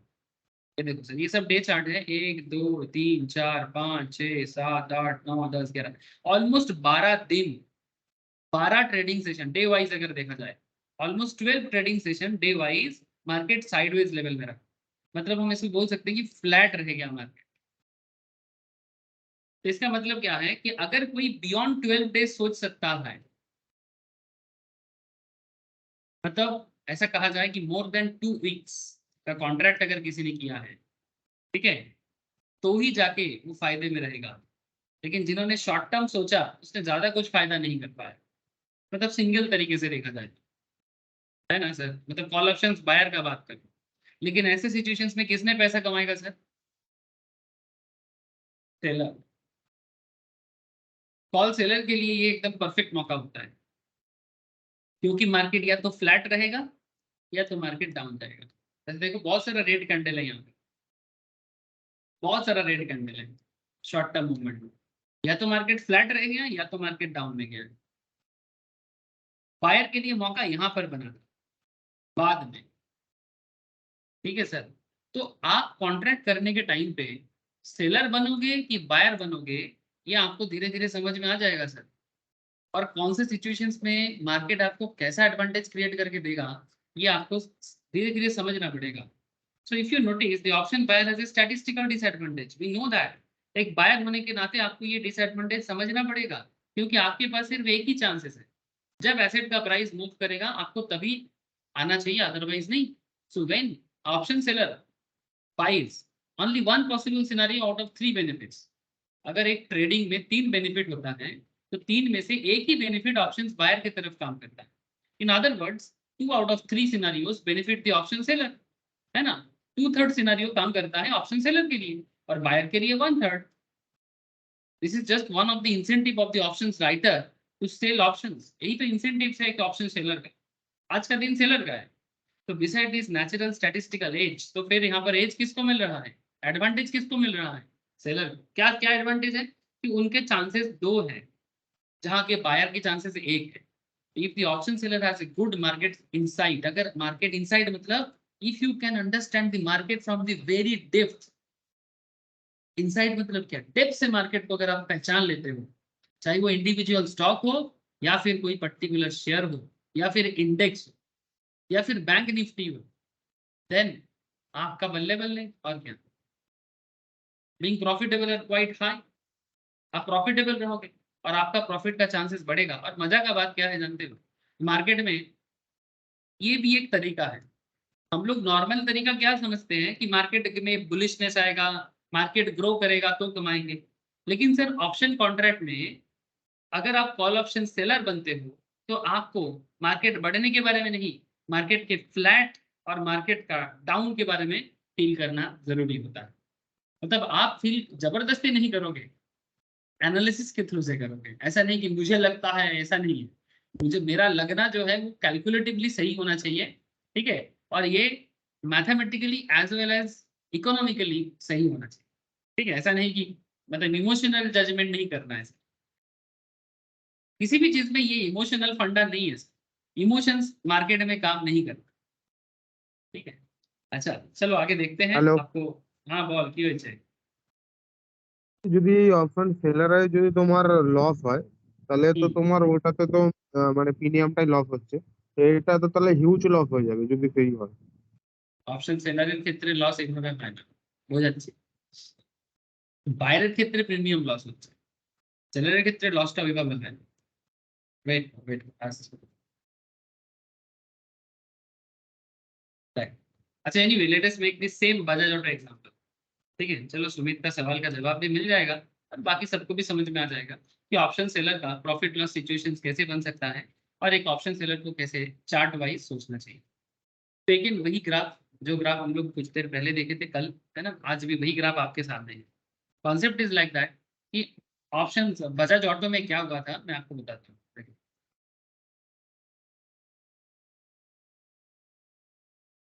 तो जब मार्केट में किसी भी स्टॉक बहुत ज्यादा गिरता है, क्लियरली दी सेंटीमेंट एक्सट्रीमली वीक। जब मार्केट में किसी पर्टिकुलर स्टॉक का सेंटीमेंट वीक रहता है, सेंटीमेंट वीक सिर्फ बजाज ऑटो में क्यों, कुछ दिन पहले इवन निफ्टी में भी आप अगर चेक करोगे तो सेंटीमेंट वीक था, इवन जस्ट 1 वीक्स बैक। आज हम लोग बात कर रहे हैं 13 अप्रैल को, है ना। आज हम लोग बात करें 13 अप्रैल को, अगर आप मार्च के एंड ऑफ मार्च, ठीक है, मतलब मार्च का लास्ट 2 वीक अगर आप देखोगे तो मार्केट वीक था और वीकनेस पे काफी दिन रहा, है ना सर। ऐसा not just in case of Nifty, even individual stock में भी आप सिमिलर चीज नजर करोगे। जैसे मैं टीसीएस में बात कर रहा था, इवन आप टीसीएस का वीकनेस भी देखो, ठीक है, हेवीली बीटन डाउन। इसके बाद देखो टीसीएस भी एकदम फ्लैट, हेवीली बीटन डाउन क्यों हुआ था? इसके पीछे मेन रीजन था यूएस मार्केट। यूएस मार्केट में काफी प्रॉब्लम चल रहा है, स्पेशली यूएस में बैंकिंग सिस्टम फेलियर रहा है लास्ट फ्यू मंथ से। उसका कारण टीसीएस के स्टॉक भी पड़ा है, सेलिंग प्रेशर बढ़ा है, मतलब ज्यादा लोग जिसके पास होल्डिंग था वो सेल करके निकल गया। उसके बाद मार्केट में थोड़ा सा चेंजेस, मतलब एक रिकवरी करने का चांसेस दिख रहा था, बट इतना आसान नहीं हुआ रिकवरी करना। कुछ कुछ सेशन यहाँ पर भी लग गया, जिसको हम लोग नॉर्मली मार्केट की भाषा में बोलते हैं साइडवेज रहा। उसके बाद जैसे ही टीसीएस का रिपोर्ट आने वाला था और साथ साथ में हल्का सा यूएस मार्केट में चेंजेस आने लगा, ठीक है, पॉजिटिविटी हल्का नजर आने लगा, तो धीरे धीरे एक ग्रोथ देखने को मिला, ठीक है। लेकिन अभी भी वैसा ग्रोथ नहीं हुआ है जैसा मार्केट को एक्सपेक्टेशंस है। पॉइंट इज दैट वीकनेस, मैं करेंटली वीकनेस पे बात करूं, ठीक है। जब मार्केट वीकनेस पे आता है, वीकनेस मतलब मार्केट में सेलिंग प्रेशर ज्यादा है, साइडवेज है, या तो मार्केट फ्लैट है या तो मार्केट डाउन जा रहा है। दिस इज द सिचुएशन ना। एक सेलर के लिए यही तो सिचुएशन होता है। एक सेलर के लिए यही तो, जिसको हम लोग बंगाली में बोलते हैं सुजो, मतलब एक्चुअली ये नॉट जस्ट बंगाली, ये संस्कृत टर्म है, ठीक है। सुजो, सु मतलब अच्छा, जोग मतलब मतलब क्या बोले सर, समय, ठीक है। एक अच्छा समय आ रहा है फॉर सेलर्स, तो क्या सोचना है, सुजोग, सुजोग समझते हैं ना, अपॉर्चुनिटी ढूंढना। Since the stock has been so heavily beaten down, it implies many investor और trader in the stock would stuck in desperate long positions, ठीक है। Any increase in price in the stock will be treated as opportunity to exit from the stuck long positions, ठीक है। अगर थोड़ा सा कुछ भी मौका मिल जाए तो निकल जाए। तो given this, there is a little chance that stock price will increase in a hurry, especially in the near term, मतलब chances is very low कि अभी का अभी मार्केट में ग्रो करेगा, since the expectation is that stock price would not increase। कहने का मतलब समझ में आ रहा है सर? एक्सपेक्टेशन मार्केट का क्या होता है कि शेयर का दाम या इंडेक्स बढ़ेगा नहीं। तो selling the Bajaj autos call options and collecting the premium can perceived as a good trading opportunity. जब लगता है कि शेयर का दाम बढ़ने वाला नहीं है, जैसे कि यहाँ पर अगर आप ग्राफ को देखो, एक सेकेंड,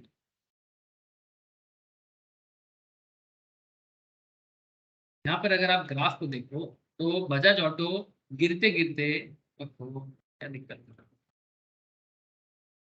ये ओल्ड डेटा है, फिर भी ओल्ड डेटा भी बहुत बार बहुत कुछ कह देता है। बजाज ऑटो गिरते गिरते गिरते गिरते नीचे आया है, बट अभी भी चांसेस ऐसा नहीं लग रहा है कि बजाज ऑटो वापस बढ़ेगा। या तो वो और थोड़ा सा नीचे गिर सकता है या फिर फ्लैट रह सकता है। लेकिन सर टारगेट कैसे फील करेंगे कि कितना नीचे गिरेगा, कितना फ्लैट रहेगा? सर ये सब भी सिखाया जाएगा धीरे धीरे टेक्निकल एनालिसिस। थोड़ा सा आपको पेशेंस रखना पड़ेगा। लेकिन आप फिलहाल ऑप्शन सेलर का पॉइंट ऑफ व्यू को समझने का कोशिश करो, और एक ऑप्शन सेलर क्या करता है उसको समझने का कोशिश, ठीक है। That is the main motive, ठीक है, करेंटली। तो थॉट प्रोसेस क्या है? या तो स्टॉक प्राइस गिरेगा या तो स्टॉक प्राइस फ्लैट रहेगा, लेकिन बढ़ेगा नहीं, वुड नॉट इंक्रीज। तो selling Bajaj autos call options and collecting the premium can be perceived as a good trading opportunity, सुजो, ठीक है। With these thoughts, the options writer decide to sell call options. The most important point to note here is that option seller is selling a call option because he believes that price of Bajaj Auto will not increase in near future. Therefore, he believes that selling the call options and collecting the premium is good strategy. As I mentioned in the previous chapter, selecting right strike price is very important aspects of option trading. We will talk about this in greater detail. धीरे धीरे जितना और आगे बढ़ेंगे ना, हम लोग और भी बातें करेंगे, ठीक है। For now let us assume, अगर आप एक ऑप्शन सेलर होते हो बजाज ऑटो में, जैसे एग्जांपल दिया है, ठीक है, तो क्या हुआ था, ये ओल्ड डेटा आपको क्या बता रहा है, देखो।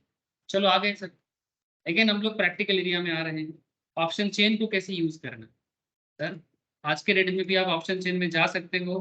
यहाँ पर जाके करेंट डेटा में यहाँ पर आप सिंबल सिलेक्ट कर लो, बजाज ऑटो चाहिए तो बजाज ऑटो ले लो। कहाँ है बजाज ऑटो? ये पुराना डेटा है मेरे पास जो मैं अभी आपको पढ़ा रहा हूँ। अगर आप सेम कॉन्सेप्ट को आज के डेट में यूज करना चाहते हो बिल्कुल कर सकते हो। देख लो कि क्या सिचुएशन है, जैसे टीसीएस में दिखा रहा हूँ मैं आपको, है ना, करंट डेटा में। अब यहाँ पर बजाज बजाज बजाज बजाज मिला है किसी को? ये रहा मिला। ये थोड़ा करेंट डेटा है, ये सब रिसेंट डेटा है जिसमें बजाज ऑटो का डेटा आपको सामने है। ठीक है, उस टाइम पे बजाज ऑटो का दाम कम था, अभी बजाज ऑटो का प्राइस बढ़ चुका है। ठीक है, ये 4-5 साल ओल्ड हिस्टोरिकल डेटा है। तो आपको जब भी किसी स्टॉक में करना है आप बिल्कुल चूज कर सकते हो, नो इश्यू विद दैट। ठीक है, और अगर आप इंडेक्स में लेना चाहते हो, सबसे पॉपुलर निफ्टी ले लो, बैंक निफ्टी ले लो, these are the very popular options, है ना। ठीक है, कॉन्सेप्ट वही है, कॉन्सेप्ट वही है, बस एसेट कभी कभी बदल जाते हैं, मतलब माँ बदल जाते हैं, सिंपल बात है। ठीक है, माँ बदल जाएगा तो बच्चा भी बदल जाएगा, है ना। अलग अलग स्ट्राइक प्राइस क्या हो जाएगा सर, बच्चा। ठीक है, माँ क्या है, जैसे अभी का माँ कौन है, अभी बजाज ऑटो माँ है। ध्यान से सुनना सर, अंडरलाइन माँ का कॉन्सेप्ट और कुछ नहीं है सर, वो दीवार मूवी वाला कॉन्सेप्ट यूज कर रहा हूँ मैं। अंडरलाइन क्या है, बजाज ऑटो। तो बजाज ऑटो क्या है, 2026 में मार्केट में चल रहा था, सेम कॉन्सेप्ट। 2050 स्ट्राइक ऑप्शंस था and collect 6.35 as premiums. Sir point to be noted, previous lecture में हम लोगों ने 2050 का ही स्ट्राइक लिया था, यहाँ पर भी मैंने 2050 का ही स्ट्राइक चूज कर रहा, लेकिन इस बार मैं बायर नहीं, इस बार मैं सेलर हूँ। हाँ? नायक नहीं खलनायक हूँ मैं। गाना सुना आप लोगों ने? স্যার এখানে একটা প্রশ্ন আছে। कि और স্যার এই যে 2050 যে স্ট্রাইকটা নিচ্ছি, ধরুন এটা সেলার হোক বা বায়ার হোক কল অপশনে, তো এইখানে 2026 হচ্ছে আমার আন্ডারলাইন স্টক, তো আমি তো 2022 বা 2000 তো সেল রাখতে পারতাম। কতই রাখতে পারতিস? এই যে উপরে যে 2000 শো করছে, 2050 এর উপরে 2000, তো ওটাতে কি বাই, ধরুন কেউ বাই করতে চাইলে 2000 স্ট্রাইক প্রাইস দিয়ে কি কেউ বাই করতে পারে 2026 দেখে চলছে? हाँ ऑब्वियसली, क्यों नहीं कर सकते, स्ट्राइक तुम चूज कर सकते हो, 2050 की जगह 2000 भी चूज कर सकते हो। बट सर एक चीज याद रखना पड़ता है, अगर स्ट्राइक जो चूज करोगे उससे जितना डिफरेंस होगा, अगर प्रॉफिट भी ऐसा होता है तो लॉस भी तो बड़ा होगा। हेलो, तुम अगर 2050 हाँ की सर। जगह तुम अगर 2050 की जगह 2000 स्ट्राइक चूज करते हो, बिल्कुल कर सकते हो, प्रीमियम वैल्यू भी चेंजेस हो जाएगा।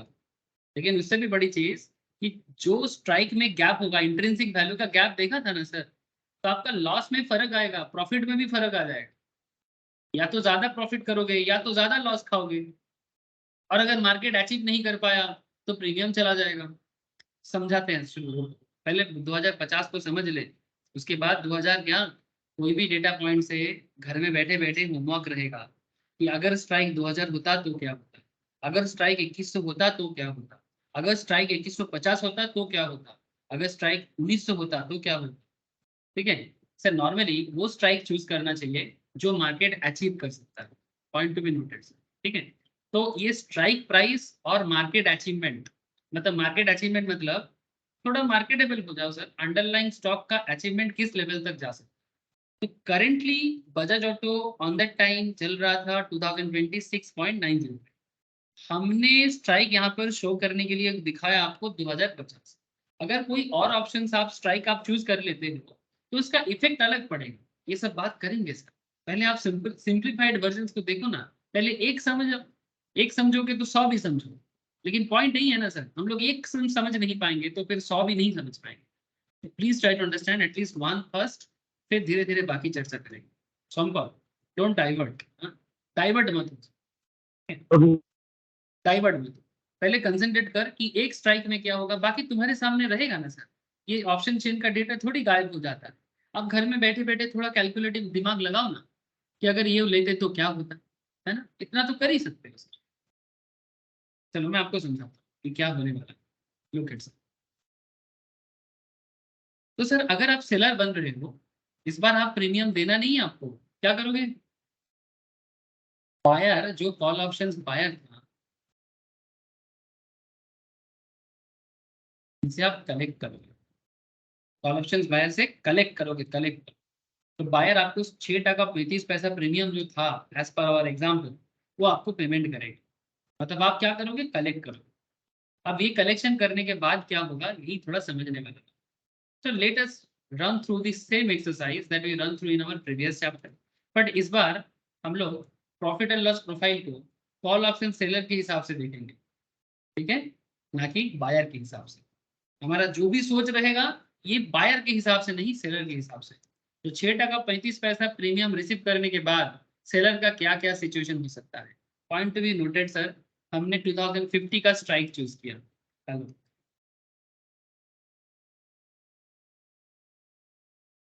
अब पॉसिबल वैल्यू क्या क्या हो सकता है स्पॉट मार्केट में। स्पॉट मार्केट मतलब करंट मार्केट। ठीक है, करंट मार्केट में क्या होता है, जैसे यहाँ पर ये जो भी डेटा आप देख रहे हो ना, जैसे टीसीएस, निफ्टी, अगर मैं यहाँ पर बजाज ऑटो लिखूं तो बजाज ऑटो का करंट मार्केट शो करेगा, मतलब एकदम करंटली 2023 वाला। ठीक है, तो वैसा ही मैं जो पुराना डेटा से आपको दिखा रहा हूँ वैसा भी उस टाइम पे भी हुआ था। ठीक है, जस्ट लुक एट, हमारा स्ट्राइक था 2050, हमने पॉसिबल वैल्यू ऑफ स्पॉट 2050 से नीचे भी जा सकता है। अच्छा, नॉर्मली मान के चलते हैं कि एक्सपायरी 1 मंथ में है। ठीक है, 1 month to expire. Normally expiry का 3 एक्सपायरी सिस्टम चलता है मार्केट में। ठीक है, अप्रैल में, अभी अप्रैल चल रहा है ना, तो मार्केट में आपको अप्रैल दिखेगा, मई दिखेगा, जून दिखेगा, है ना। अब यहाँ पर देख सकते हो, अगर आप निफ्टी पे यहाँ पर जाके जस्ट आप यहाँ पर टाइप करो बजाज ऑटो, ही मैं दिखा रहा हूँ आपको, बजाज ऑटो करेंटली कितना दाम पे चल रहा है बजाज ऑटो, 4000 समथिंग, 4000 में करेंटली चल रहा है सर। तो आप यहाँ पर देख सकते हो कितना सारा ऑप्शंस आपके सामने अवेलेबल है। जस्ट लुक एट सर, अप्रैल का ऑप्शंस है, मई का है, जून का भी है, दिखाई दे रहा है क्या। हेलो, ये लाइव मार्केट है। ऑलवेज आपको ऐसा 3 तरह का मंथली कॉन्ट्रैक्ट नजर आएगा। अगर आप थोड़ा लॉन्ग टर्म सोचते हो किसी स्टॉक के बारे में तो आप लंबा सोचो। अगर आपको एकदम शॉर्ट टर्म सोचना है, ये डिपेंड करता है कि इंडिविजुअल का सोच कितना जाता है। अगर आपको लगता है जून में कि कोई पर्टिकुलर स्टॉक ग्रो करेगा 2-3 महीने में, जिनका थोड़ा पोजिशनल ट्रेडिंग का कॉन्सेप्ट चलता है ना सर, जो थोड़ा सा इन्वेस्टमेंट माइंड वाला होता है, 2-3 महीने में शेयर को एनालिसिस कर देते हैं। थोड़ा ट्रिकी है, हर चीज ट्रिकी है, ऐसा नहीं कि शॉर्ट टर्म भी ट्रिक नहीं है ऑब्वियसली, लेकिन लॉन्ग टर्म सोचना थोड़ा मुश्किल होता है। शॉर्ट टर्म कंपेरेटिवली इजी होता है, मतलब एक हफ्ता में मार्केट क्या होगा या 10-15 मिनट में मार्केट क्या होगा, ये थोड़ा इजी टू अंडरस्टैंड। बट 1 महीना बाद क्या होगा, 2 महीने बाद क्या होगा, 3 महीना बाद क्या होगा, ये ट्रिकी है। बट ये भी समझा जा सकता है, ऐसा नहीं कि ये संभव नहीं है। तो जितना लंबा पोजीशन उतना लंबा प्रॉफिट और उतना लंबा लॉस भी हो सकता है, ऑब्वियस बात है। ठीक है, लेकिन आपको ये सब मैं बताऊंगा कि मई चूज करने से क्या होता है, अप्रैल, करंट मंथ, मिड मंथ, फार मंथ, है ना, क्या बोलते हैं इसको, करंट मंथ, मिड मंथ, फार मंथ। तो करंट मंथ किस चूज करने के टाइम पे क्या सोच होता है, मिड मंथ का क्या होता है, फार मंथ का। पॉपुलर क्या है सर, सर ऑप्शन मार्केट में ज्यादातर करंट मंथ का ही करते हैं। ठीक है, ज्यादातर लोग करंट मार्केट में करते हैं, मतलब करंट अप्रैल का जो आपका एक्सपायरी है, अप्रैल का एक्सपायरी नहीं ज्यादा सोचते। तो हम लोग भी ना कुछ ऐसा ही सोच बना रहे हैं। मान के चलते हैं कि अप्रैल मतलब जो पर्टिकुलर मंथ का एक्सपायरी है, उसमें 2050 स्ट्राइक के बाद क्या क्या सिनारियो हो सकता है। सर मार्केट 1990 में जाके खत्म हो सकता है, मार्केट 2000 में खत्म हो सकता है एक्सपायरी में, मार्केट 2010 में खत्म हो सकता है, 2020 में खत्म हो सकता है। सर देखो, अच्छा हर एक केस में ये जो 1 2 3 4, ये जो 4 पॉइंट आपने देखा सीरियल नंबर वाइज, ये हर केस में 2050 से नीचे है कि ऊपर है, प्लीज टेल मी। नीचे नीचे। Sir as an option seller आप क्या चाहते हो, नीचे रहे कि ऊपर जाए।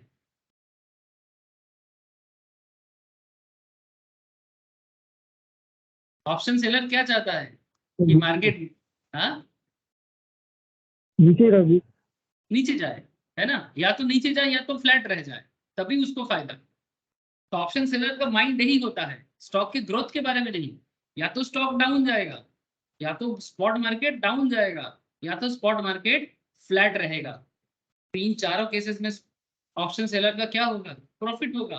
सर इंट्रिंसिक वैल्यू कैलकुलेट करो, देखो सर 1990 हमारा क्या है, 1990 मेरा स्पॉट है, तो स्पॉट से क्या करेंगे, स्पॉट माइनस स्ट्राइक करेंगे, तो क्या मिलेगा, स्पॉट माइनस स्ट्राइक करने से इंट्रिंसिक वैल्यू मिलेगा। सर 1990 से 2050 माइनस करोगे तो नेगेटिव वैल्यू आता है, बट हम लोगों को पता है sir intrinsic value non negative है ना, इंट्रिंसिक वैल्यू को हम लोग नेगेटिव नहीं कर सकते, तो जीरो मान लेंगे, नेगेटिव होगा तो जीरो मान लेंगे। तो अल्टीमेटली प्रॉफिट क्या होगा, जितना प्रीमियम रिसीव करोगे, है ना, बायर का लॉस है ये बायर का लॉस है, अगर ये बायर का लॉस है तो सेलर का प्रॉफिट है। हर केस में 6 टका 35 पैसा का प्रॉफिट फिक्स्ड है, limited profit. Obviously option seller limited profit में ही ज्यादा काम करते हैं। प्रॉफिट लिमिट कर दिया 6 टका 35 पैसा। अब जितना लॉट साइज होगा, अगर 400 का लॉट है तो 400 इंटू 6 टका 35, सिंपल बात, हिसाब लगा लो। ये 2 हफ्ता, 3 हफ्ता, 1 हफ्ता या 1 महीने का इनकम होगा, डिपेंडिंग ऑन दी एक्सपायरी। जितना दिन आपका एक्सपायरी का बाकी रहेगा, फुल्ली एक्सरसाइज करने के बाद ये सिचुएशन बनेगा आपके। अब मैं और थोड़ा नीचे जाता हूँ, अगर मार्केट 2030 में एक्सपायर करता है, अगेन 2050 से कम ही है, तब भी आपको 6.35 का प्रॉफिट प्रीमियम आपने रिसीव किया था। 2040 में कंप्लीट करेगा तो 6 टका 35 का प्रॉफिट। 2050 में भी कंप्लीट करेगा ना, सेम फ्लैट रहेगा, फ्लैट, तो भी 6.35 का प्रॉफिट। इवन अगर मार्केट 2056 का होता है तो क्या होगा बोलो? তখন স্যার প্রফিট থাকবে। তো তখন তো থাকবে। প্রিমিয়াম থেকে মাইনাস হয়ে যাবে, কত টাকা? अगर 2056 होगा तो 2056 मतलब कैसे कैलकुलेट होगा? इंट्रिंसिक वैल्यू से कैलकुलेट हो जाएगा ना। স্যার মাইনাস হচ্ছে গিয়ে 0.35 হয়ে যাবে। हाँ, मतलब बेसिकली आप ऐसा सोचिए 2056 माइनस 2050, ठीक है, स्पॉट माइनस स्ट्राइक, तो इंट्रिंसिक वैल्यू आपका 6 हो जाएगा, ठीक है। इंट्रिंसिक वैल्यू आपका नेगेटिव 0 नहीं रहेगा और 6 हो जाएगा। और आपने प्रीमियम कितना कलेक्ट किया था? तो 0.35 হবে মাইনাস। माइनस 0.35 हो जाएगा। मतलब बेसिकली आपका no profit no loss situation है। 2056 में आप नो प्रॉफिट नो लॉस में ही रहोगे, लेकिन इसके बाद मार्केट जितना आगे बढ़ेगा, अगर मार्केट 2060 में जाता है लॉस, ठीक है, मार्केट मार्केट मार्केट और बढ़ेगा और लॉस, जितना मार्केट बढ़ेगा उतना लॉस, अनलिमिटेड लॉस हो सकता है। प्रॉफिट लिमिटेड है बट लॉस अनलिमिटेड है। এটাই তো বলছিলাম দাদা, লসটা তো আনলিমিটেডই হয়ে যাবে। तो वही मैं तेरे को बोल रहा था अनलिमिटेड लॉस, मैं तेरे को बोल रहा था प्रॉफिट कैसे होता है ये भी समझा, ठीक है। अनलिमिटेड लॉस में चला जाएगा, जितना बायर का प्रॉफिट हो सकता है उतना लॉस सेलर का हो सकता है, अगर market opposite point of view में जा गया। মানে মানে অপশন যদি লং কল নাও, কল অপশনে, তাহলে ওর লসটা হচ্ছে লিমিটেড কিন্তু প্রফিট আনলিমিটেড। আর এর Yes. যদি তুমি সেল অপশনটা নাও তাহলে লিমিটেড প্রফিট থাকবে, আনলিমিটেড লস থাকবে। वेरी गुड, सुमित को एकदम समझ में आ गया, बाकी सबको भी समझ में आ गया। এই জন্যই তো স্যার জিরো সাম গেম তো এটা।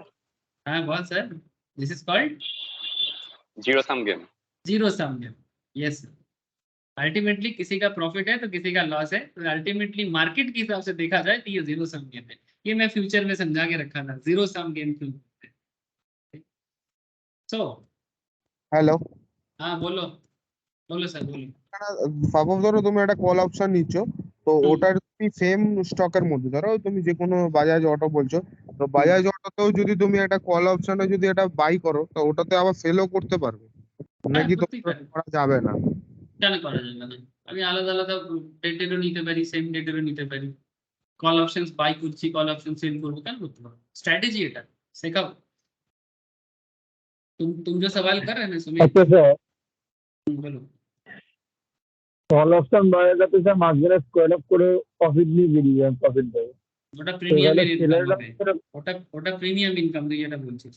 হ্যাঁ না, মানে ওটা প্রিমিয়াম ইনকাম, যাই হোক ওরা করতে বেরিয়ে গেল, ধরুন যাতে লস না খায় তাই জন্য।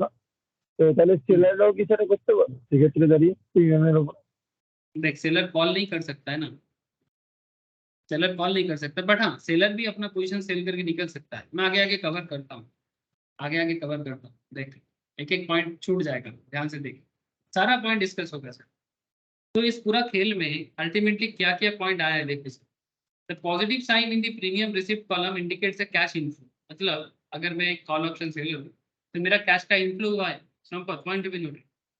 तो ऑप्शंस राइटर के लिए एक इनफ्लो है, मतलब क्रेडिट है पैसा का। अच्छा, intrinsic value of an options remains the same irrespective of the call options buyer और सेलर।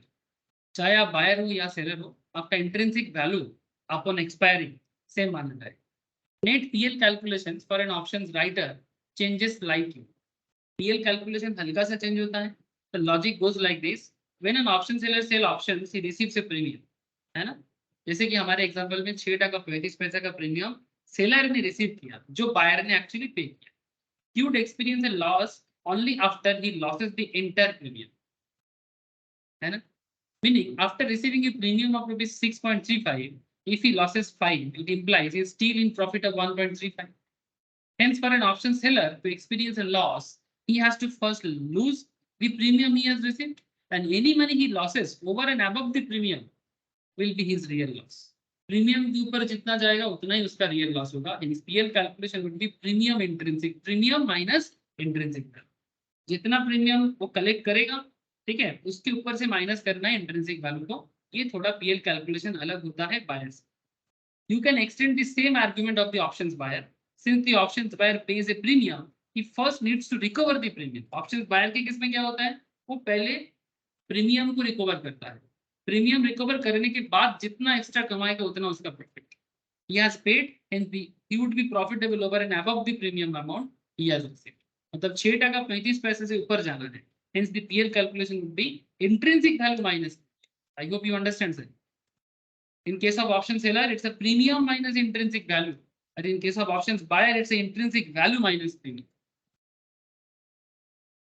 Confuse नहीं होना है. Confuse नहीं होना है. Clear है ये बात? बोलो सर.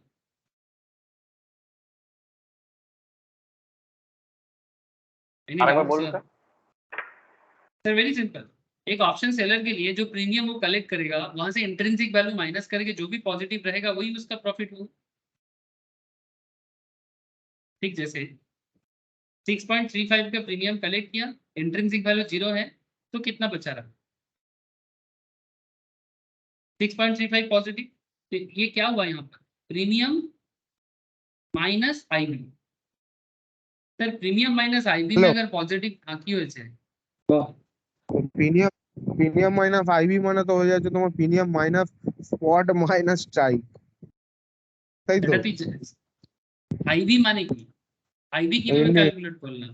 মানে ওই তো তোমার স্পট মাইনাস স্ট্রাইক যেটা রয়েছে, স্পট থেকে স্ট্রাইকটা বাদ দিয়ে ইন্ট্রিনসিক ভ্যালুটা. ঠিক আছে, তো basically in case of option seller आपका प्रॉफिट एंड लॉस डिपेंड करता है तुमने प्रीमियम कलेक्ट कितना किया, वहां से इंट्रिंसिक वैल्यू को माइनस.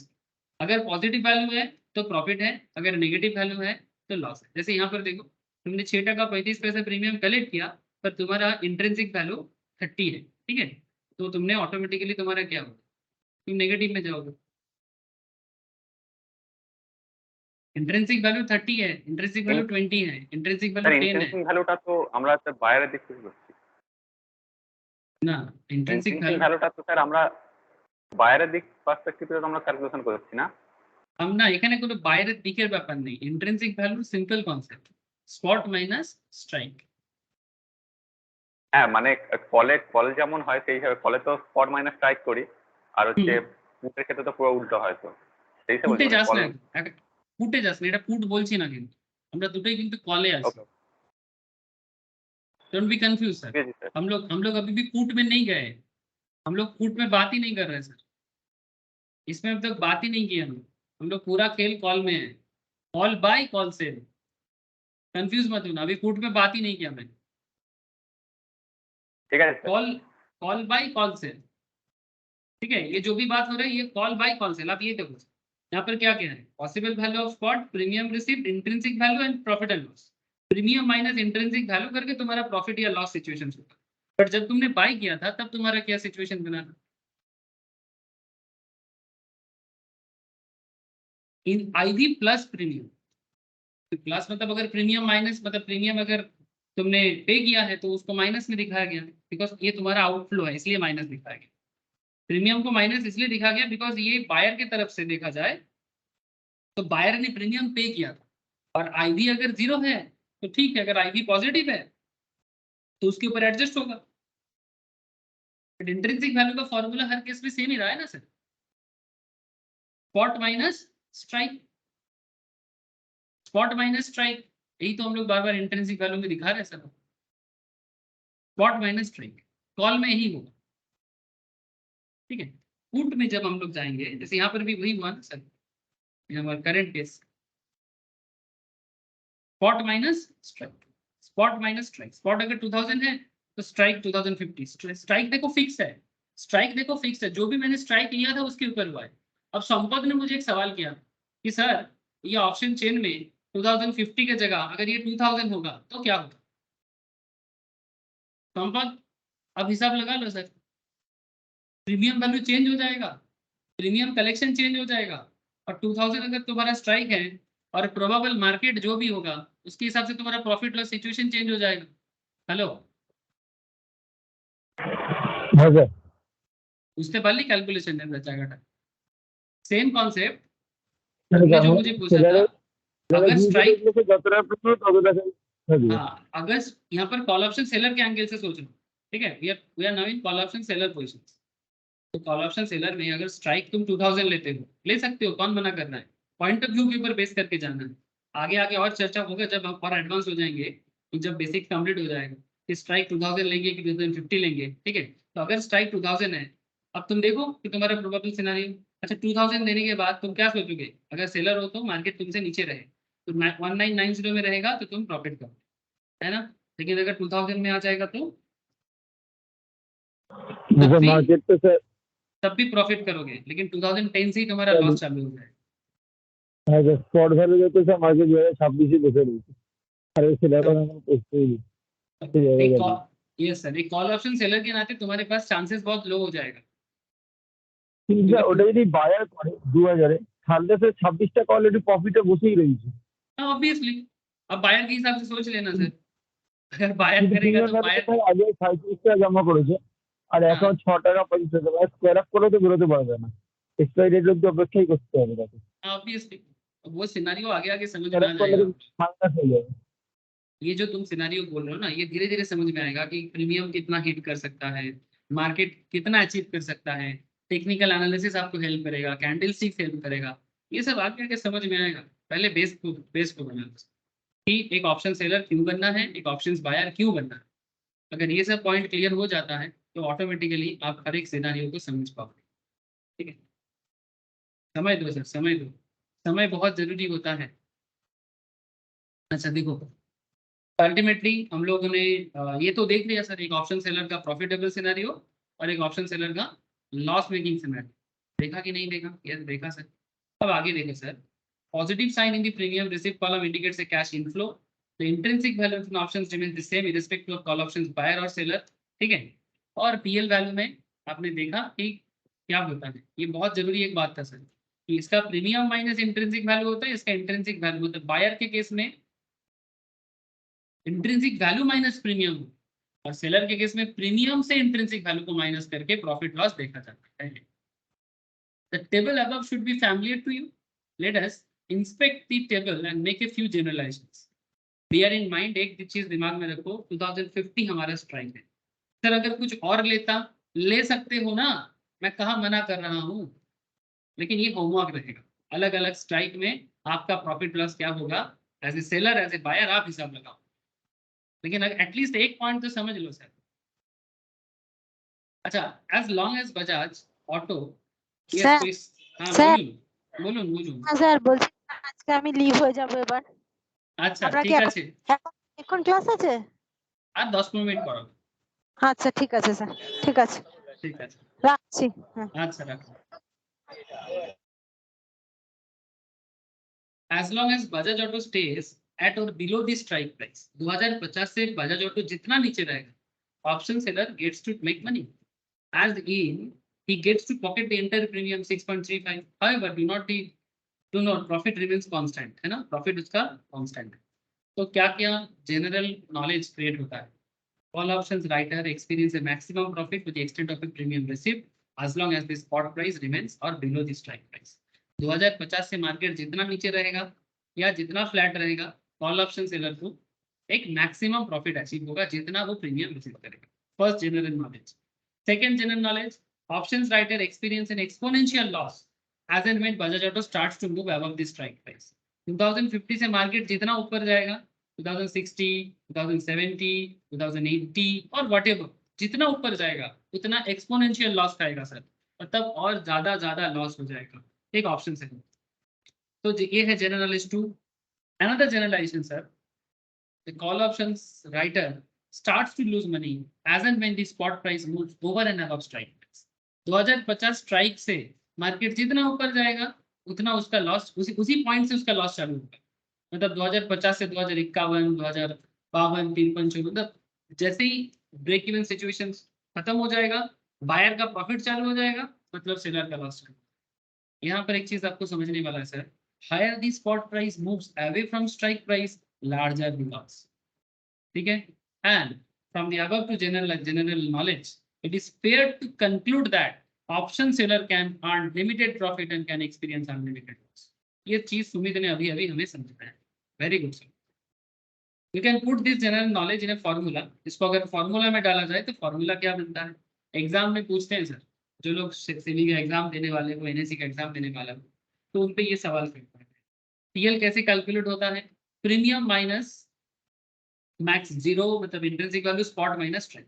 ठीक है? तो PL premium minus spot minus strike का जो इंट्रिंसिक वैल्यू का कैलकुलेट।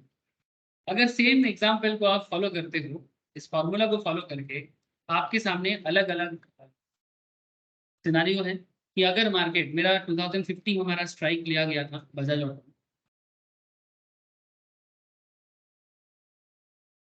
2023 अगर मार्केट जाता है पॉसिबल स्पॉट, ठीक है, ये स्पॉट मार्केट में इफ मार्केट, হিসাব কষ্ট হয়ে যায়।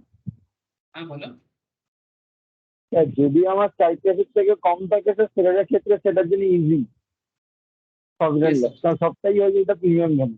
तो सेलर इसमें सेलर इसमें प्रॉफिट करेगा अगर 2023 में रहता है मार्केट एक्सपायरी तक, ठीक है, तो सेलर का फायदा।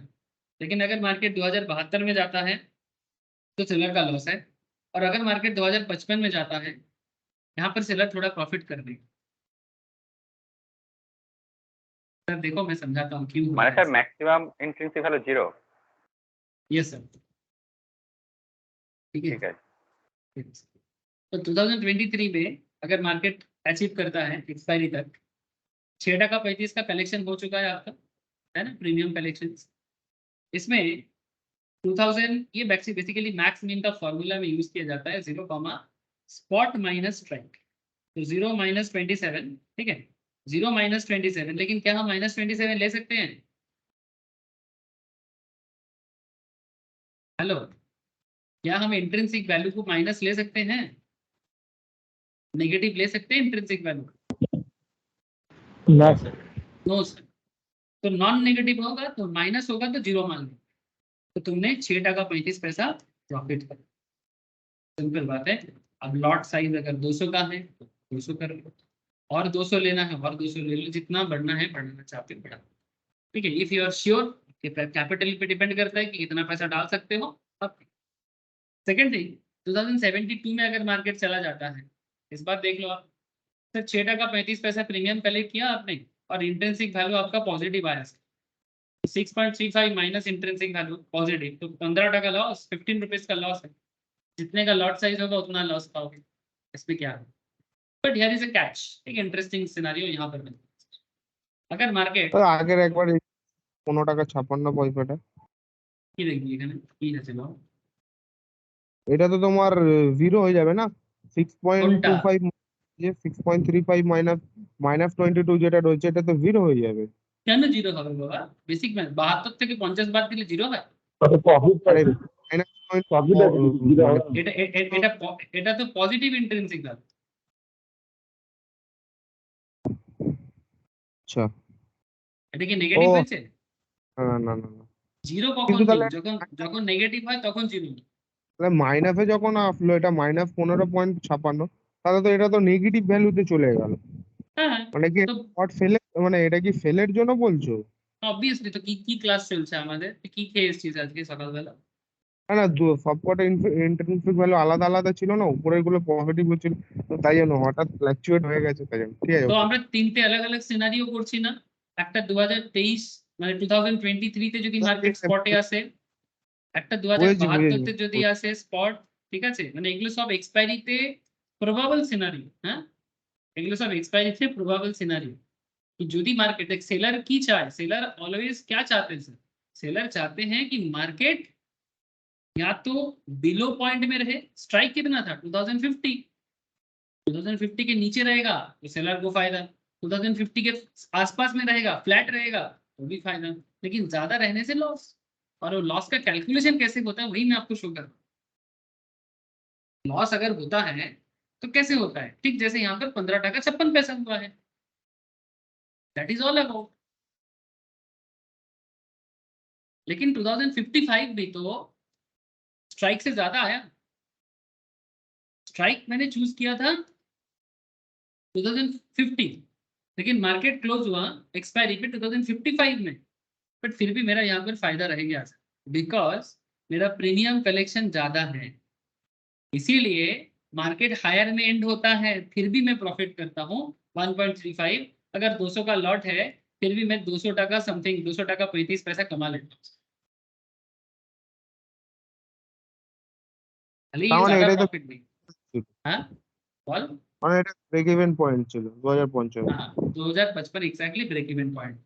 ठीक है, और इसमें फायदा इसलिए हुआ क्योंकि मेरा प्रीमियम कलेक्शन ज्यादा रहा है कंपेयर टू इंट्रिंसिक वैल्यू का जो एरिया है। इंट्रिंसिक वैल्यू पॉजिटिव है 5 है, बट मेरा प्रीमियम से कम है ना, इसीलिए मुझे फायदा, मैं लॉस नहीं कर सकता, मैं लॉस नहीं कर, काफी जरूरी होता है कभी कभी। ठीक है, कि अगर एटलीस्ट थोड़ा ऐसा भी सिचुएशन हो जाए तो आप लॉस से बच सकते हैं। The spot price is higher than strike. The call options writer still seems to be making money, some money. This is again second general point.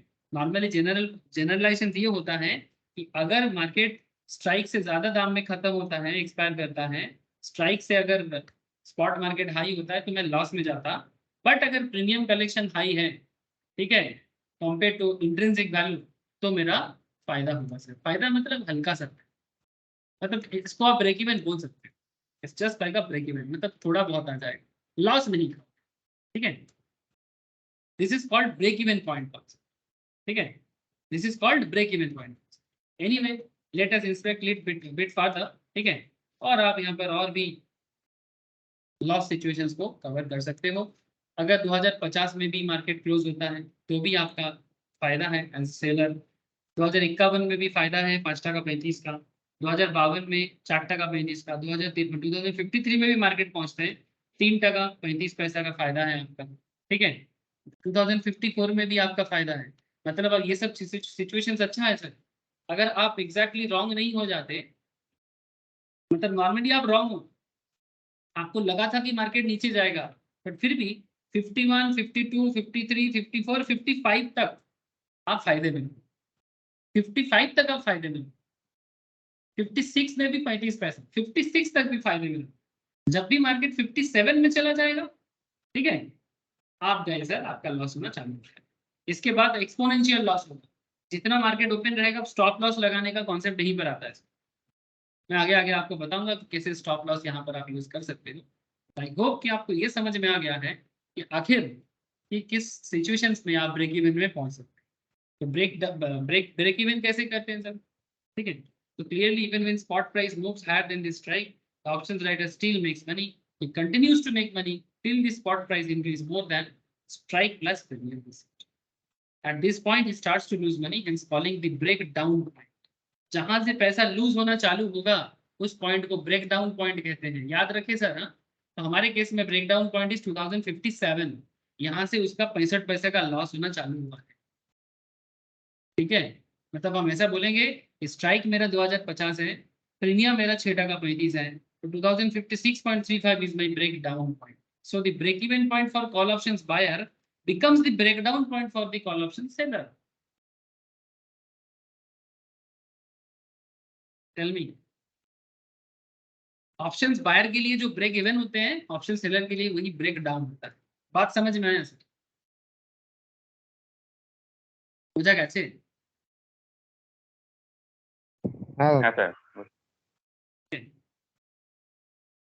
Sir ये चार्ट से आपको ये समझ में आ जाता है कि अगर आप एक कॉल ऑप्शन सेलर हो तो बेसिकली आप शॉर्ट सेल की तरह सोच लो, है ना सर? मार्केट के गिरने वाला कॉन्सेप्ट है ना। Throughout this chapter there is a great symmetry between the call options buyer and seller. In fact, the same can be observed with the chart. मतलब basically graphical presentation आपको क्या बताना चाहता है? Just like a short call. एक short call में क्या है? मार्केट गिरेगा ये सोच के साथ आप मार्केट में सेलर बनते हैं। ठीक। तो हम लोगों ने ये सोचा था, मेरा स्ट्राइक था 2050। हमने ये सोचा था कि मार्केट या तो 2050 में ही रह जाएगा या फिर मार्केट नीचे जाएगा। ठीक, 2044, 37, 31, 2025, 2018, 2012, 2006। ठीक है, ये सब क्या है? ये मार्केट का डाउन ग्रेडेशन, मतलब 2050 से जितना नीचे जाए उतना बढ़िया, उतना बढ़िया। ठीक है, लेकिन आपका प्रॉफिट एक कांस्टेंट होता है, जितना भी नीचे जाए फर्क नहीं पड़ता।